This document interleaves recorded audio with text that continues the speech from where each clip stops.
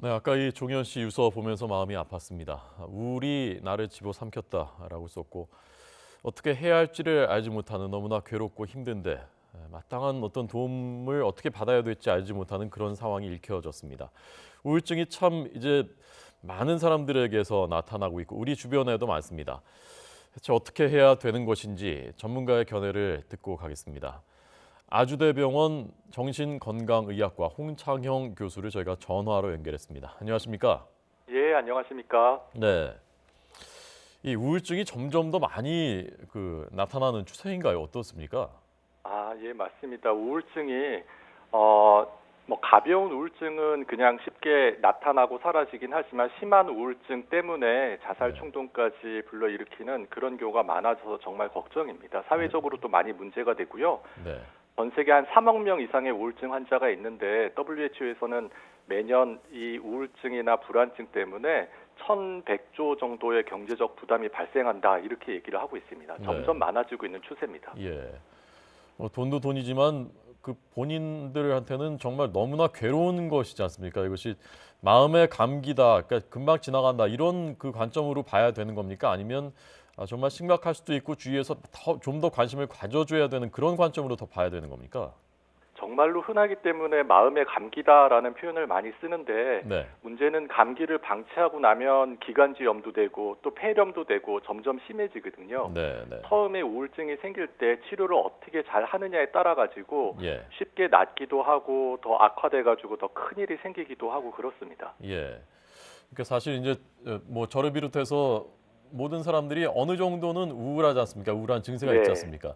그런데 그것이 어떤 그 증세, 어떤 그 현상들이 나타나면 이건 임계점을 넘었구나, 이제 치료를 받거나 해야 되는 거구나, 그런 것이 어떤 겁니까?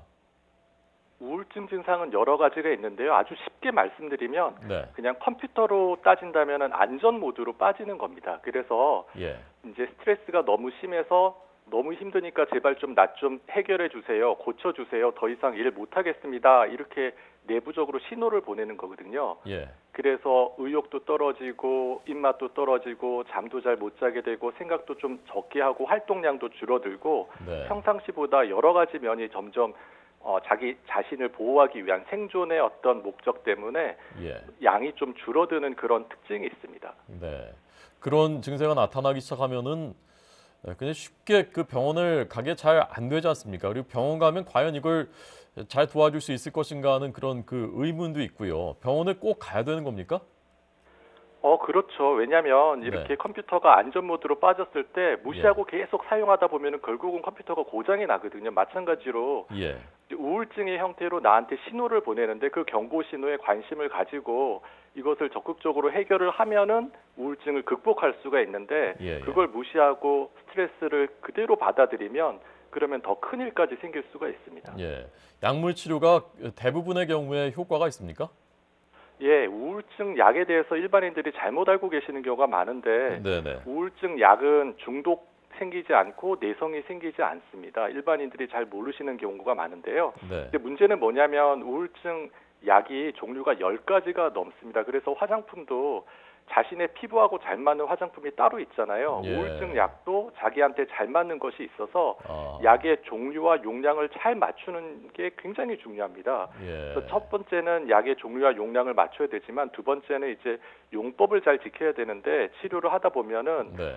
본인이 이제 임의로 약을 중단하거나 임의로 약을 2배로 늘려 드시거나 이런 경우가 생각보다 굉장히 많습니다. 네, 네. 그래서 이런 부분은 어찌 보면은 500명이나 1000명 정도 치료를 한 경험이 있는 의사의 어떤 그런 지식 이런 거랑 무관하게 본인이 네. 이제 자기 몸을 가지고 임상 시험을 하는 그런 식으로 치료를 하게 되는 경우가 있거든요. 그러면 네, 결국은 우울증 치료에 실패하게 됩니다. 예.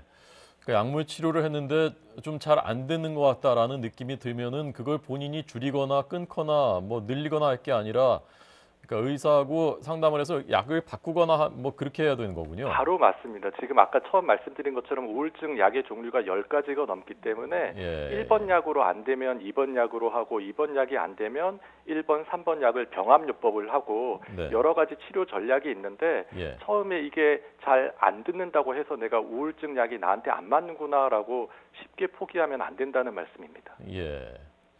이게 어떻습니까? 그 교수님 이게 다 낫습니까? 아니면 그 안 나는 경우가 더 많은 겁니까?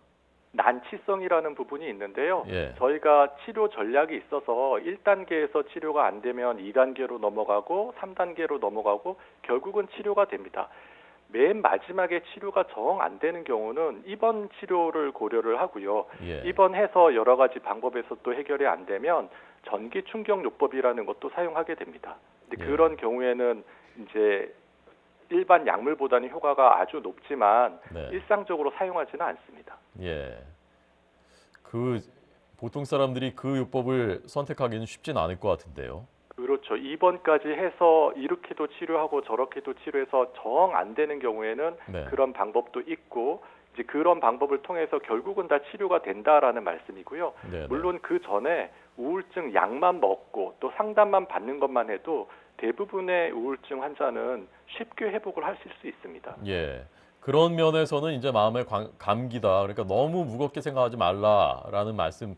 그것도 이제 그 중요한 것이겠죠.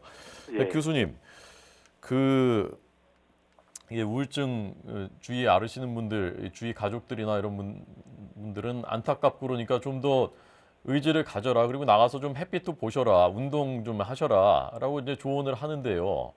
네. 사실 본인 입장에서는 쉽지 않은 그것조차도 쉽지 않은 경우가 많거든요. 맞습니다. 그게 이제 대표적인 오해 중에 하나인데 우울증을 마음의 감기라고도 얘기하지만 마음의 골절이라고도 얘기하거든요. 아, 마음이 부러진 상태인데 우리가 인체에 골절이 있으면 처음에 아프니까 기부스를 한 채 진통제를 먹으면서 한 달 동안 뼈가 아물 때까지 기다리거든요. 예. 그래서 기부스를 풀고 활동을 하는데 우울증 환자도 마찬가지거든요. 예. 크게 상처받아가지고 사랑하는 가족이 사망한 지 3일밖에 안 돼서 우울증이 너무나 심한 상태인데 밖에 나가서 햇빛 보고 산책하십시오, 운동하십시오 이렇게 얘기하는 거는 고문이거든요. 네. 절대로 그렇게 하면 안 되고 어떤 적절한 치료가 병행된다는 과정 하에서는 일시적으로는 그 좀 마음의 상처가 아물 때까지 기다려주는 게 중요합니다. 예. 시간도 좀 일정한 부분 필요한 거군요. 맞습니다. 시간이 지나면서 스스로 네. 그 상처를 아물 때까지 힘들었던 것을 항우울제를 드시면서 견디는 거거든요. 네. 항우울제는 절대로 근본적인 치료가 아닙니다. 예. 그러니까 그 상처가 있고 아픔이 있는 고통이 있는 것을 잘 견디게끔 도와주는 역할을 할 뿐이지 네. 뭐 보증을 잘못 써서 빚이 생겼다든지 사별했다든지 실직했다든지 이런 근원적인 치료를 하는 것은 아닙니다. 예. 교수님 마지막으로요. 우울증 앓고 계신 분들 또는 그 가족들한테요. 이 얘기는 꼭 드리고 싶다라는 말씀 지금 제가 못 여쭤본 것이 있으면은 말씀해 주십시오. 우울증은 누구나 생길 수 있습니다. 인간은 신이 아니기 때문에 언제 어떤 상황에 두든지 사건, 사고, 질병이 생길 수 있고 그것 때문에 마음의 상처를 받을 수 있고 우울증이 생길 수 있습니다.